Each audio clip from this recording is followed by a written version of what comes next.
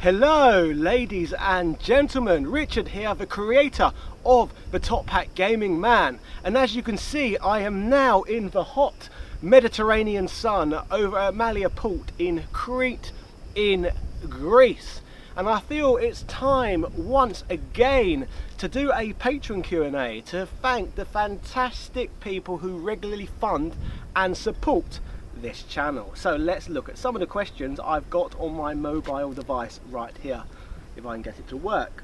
Okay, first question from my friend NovaBug, who recently appeared on the channel in the GX4000 video. He asks, since you said you are travelling, are you with your wife and family whilst doing this, and for how long? Having a family myself, I couldn't even imagine moving from place to place all the time. I would go insane. Now for the first part of your question, yes NovaBug, indeed I am with my wife and baby at present.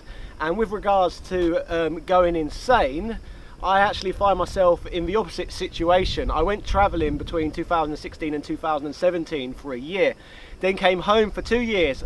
Within those 2 years, all I've really done is miss my travels. I've just wanted to get back out into the world. And as I've slowly built up this YouTube channel and essentially gave myself the privilege to be able to work remotely from a laptop anywhere on the planet Earth, I really feel like I've needed to take advantage of this opportunity, as I feel everyone should do really. If you've got this once in a lifetime opportunity to work remotely from a laptop and make a living, you should take that opportunity to literally work from anywhere. That's my opinion on the matter anyway. So yes, I would go mad if I was still in the UK all the time. I can't be in a fixed position anymore. I'm becoming somewhat of a traveller. Ooh, a loud boat in the background. Should we wait for that to pass before we carry on? I will look for the next question. We have a question from Slopes Game Room, Daniel Ibbotson. He says, what is your biggest fear taking YouTube full time? Also, how are you coping with family life and YouTube life at the same time? Well, to be fair, when I was still back home living in the UK, life was very tough. I was spending a good 40 to 50 hours a week in my day job, and then at weekends I was fully focused on creating the content and keeping up my regular upload schedule. So the only time I'd really have to spend with my wife and child was after 6 p.m. I'd finish work between 5 and 6 p.m. School teachers in the UK have ridiculously busy schedules. So I would come home, I would be tired, my wife would be tired from dealing with the baby all day, and my baby itself, he would be tired too. So we were just consistently tired all the time. So I'm hoping this will alleviate the problem, but obviously with doing the YouTube, I'm now with both of them full time all the time, so I'm dealing with all new challenges. This is the first time in my life I've been with a 9-month-old baby on a daily basis, and I have to say it's a lot more challenging than what I assumed it would be. So that's just life, isn't it? It's going to be different challenges thrown at you all the time. With the biggest fear though, with regards to my biggest fear on the platform, I would just say the only thing to really fear in life is fear itself, as cliche as that phrase is. Like, what is there really to fear about being a YouTuber? It's a pretty laid back existence in comparison to the majority of jobs, in my opinion, although it's not guaranteed. But that's self-employment in general. All self-employed lines of work, the money's not guaranteed unless you work for somebody else. Thankfully for me though, like, I did put in some efforts to upskill before I did all this. I've got master's qualifications, and any time the money's starting to run low, I can get supply work. Like, I will probably end up getting supply teacher work just for fun and to keep me stimulated regardless, because I probably will get bored if I just make YouTube videos full time and nothing else. That's just me in general. I get bored very, very easily. So there is that. I suppose if we are talking fears though, there's always the risk of the new EU copyright directive ending YouTube's relationship with independent creators due to fair use laws looking to be changing drastically in the future. It could come a day down the line where YouTube just want to cut their losses and stop the risk of allowing non-big corporations on their platform. They might want to just end up like Netflix one day down the line. However, I'm not going to fear that because, like I said, I'm trying to get as many strings to my bow as possible. Like, I could even travel the world just teaching if I chose to do so. So I haven't really got any fears regarding YouTube, apart from it perhaps ending one day. But that's not so much a fear, that's kind of the inevitable, like death itself. Like, should we really fear death? Now it's getting a bit deep, isn't it? So question number 3. Lady Decade, camera woman, can you please check for me how many minutes I've got left? Because we've got, again, a silly EU camera that only lets you film 20-minute slots at a time. Yes, Master. How much have we got left? How many minutes? You've got 14 minutes left. Okay, cool, a lot then. Next question from Mark S. Hines. He says, congratulations. Question of the following 8-bit consoles, which do you prefer? The Atari XEGS, the Atari 7800, the Nintendo Famicom / Entertainment System, the Sega Mark III / Master System. For me, Mark, it will always be the Sega Master System. I got to experience the NES and the Master System both in my childhood. In fact, I even owned an NES shortly prior to gaining a Super Nintendo, and I had nothing but negative experiences with the device, really. It was just such an unreliable piece of hardware. The majority of the time, you'd put your game in, and you'd just get an annoying white flickery screen. As amazing as the library apparently is, the hardware itself is diabolically, shoddily built. Horrible device with that flickery white screen. I'd go around my friends on their Master System, nice bright colour palette, prettier than the NES, and those games, they would work 100% of the time, every time. In fact, the Master System was the first ever system I purchased retrospectively way after its life cycle, which I believe I picked up, well, its life cycle in Europe. I picked up the system in about 1999, picking it up off of a friend from school, and I bought it off him for £15 with about 10 games. I had a lot of fun with it, and the system still works great to this day, which I can't say the same about my NES, which I eventually just threw in the bin because the white flickering was annoying me so much at the time. And the Ataris I don't have much experience with in my childhood, so I will gravitate towards the Nintendo device and the Sega device. We got a question from Since Spaces. He says, my journey as a YouTuber has been a tad bit slower than yours, good sir. So I ask you, if you had to give just 3 pieces of advice to generate and maintain a healthy channel, what would you say? Well, Mr. Spacey, I have recently come up with this new ethos, which I think you and all smaller creators should follow, and I call it the Top Hat Gaming Man 3 Qs. If you follow the 3 Qs, you will become a success. The first Q is quality. Make sure everything you upload has an air of quality to it. Like, always try and make an effort. Like at the moment, I've got a little mic attached to me here. I've got a dead cat there. I'm trying to put in an effort. I'm trying my best as an independent creator. Or upload really in-depth documentaries and stuff like that. That's what I like to do. I like to try and bring an air of quality to my channel. Secondly, the second Q, consistency. Make sure all of your content is consistent as possible. Basically follow a theme. If people subscribe to your channel, in all likelihood it's to watch a certain type of video. Like, you have to really find a niche. Like gaming as a whole, that's way too big. Retro gaming, still too big. So for me at the moment, I'm focusing in on just hardware, and at the moment failed hardware. So I've zoomed right in on failed hardware, and every single week I put out a different video on a different piece of failed hardware. So you really need to find a really specific niche, then stick to it. The third Q is clickbait.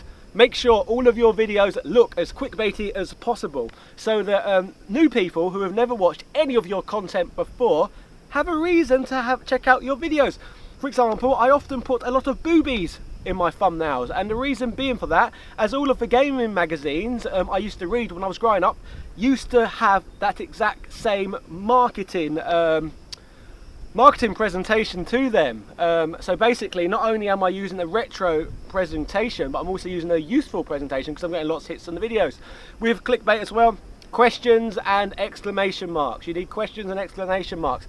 Ask the viewers a question they want answered, like, why did the Fairchild Channel F fail? Or why the Fairchild Channel F failed? Exclamation mark. Or if you're feeling really ambitious, you can put both, exclamation mark and question mark. So quality, consistency, clickbait. Those are my 3 Qs you should follow. I really advise you to do that, Brian Spacey. So still going through these questions. That's Brian done.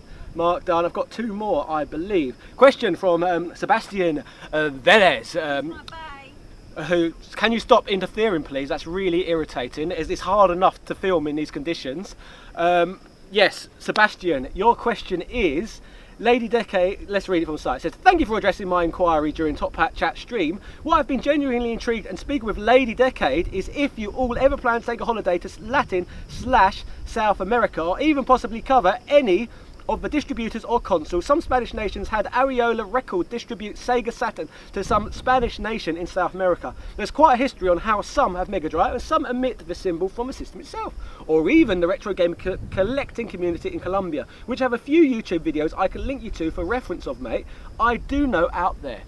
Yes, I would like you please to link me to any foreign videos. I think YouTube is far too saturated with gaming videos that specifically relate to American culture.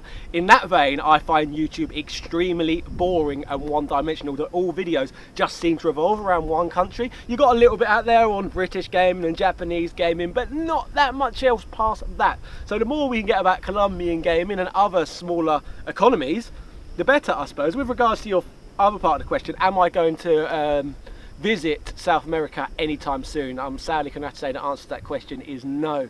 It's just simply too far for me at the moment with launching this full-time YouTube endeavour, combined with recently having a baby and wife and being the sole breadwinner in my household to be able to afford to go that far away. The only chance I have got of going there anytime soon is if I choose to go alone on a man holiday with another man who chooses to pay for his own flights and tickets rather than myself paying for them. That's the only chance I've got of going to South America anytime soon. Otherwise I'll be sticking to the cheaper, easier places for me to get to. Europe, Asia, the edge of North America, you know, the local continents. Even the top of Africa maybe, Egypt, places like that. But South America, bit too far for me at the moment, unfortunately. I'm getting anxiety, Lady Decade, from you not looking at the minutes on the clock. Can you check again for me, please? I've got one more question. You did take my hat. How many minutes have I got left out of the 20? 7. 7. Oh, good. We're doing good. I'm talking very fast. Thank you, ladies and gentlemen. Next question. House of the Ted, who has asked me 2 questions, which is a bit greedy, but I have to say I'm feeling generous, so I will answer both. However, although he's being greedy here, he is very generous because he obviously funds this channel. So mutual generosity here. He funds the channel, I answer both questions. So thank you, Ted. His questions say, if I can get the phone to bloody work. Congratulations, I'm looking forward to many high quality videos. Hope you and your family have a fantastic, enriching experience. My question is, who in the gaming industry would you like to meet and interview for a video? Well, Ted, this question has one answer and one answer only, and that is Billy fricking Mitchell. I am desperate to get old Billy Mitchell on this channel, the King of Kong himself. Firstly, because he's just such an enigmatic man. That's the one. We don't know that much about him still. Like, do we really know whether he's just a real life cartoon villain or really good at playing the cartoon villain role like a pro wrestler? It would be interesting to sit down and speak with him more. Like, he's hilarious, isn't he? The antics he gets up to, his fashion sense, the tweets he sends out. He's a genius. How something as mundane, basically, as mundane as video game high scores, but he's managed to make somewhat of a celebrity of himself around the subject. Like video game high scores, let's be honest, they're not interesting enough to make you a celebrity. Billy Mitchell has made himself a celebrity using the huge levels of charisma he spurts out into the world. Unfortunately, 4 years ago, before I was a YouTuber, I went to an arcade expo over in Florida, and both myself and him were in the same vicinity. We were literally standing next to each other for a while, but it was before I was making YouTube videos, so there was literally no point in speaking to him or interviewing him, and I didn't know that much about him at the time. So next time a wild Billy Mitchell appears, I want to interview him. And if you happen to see this, Billy, come find me and we'll talk all about this. Thank you. I thought I'd talk to you like a villain, because us villains, we see eye to eye, you see. Next question. This also from House of a Ted. Will you be purchasing a Vectrix for your games room when you return to the UK?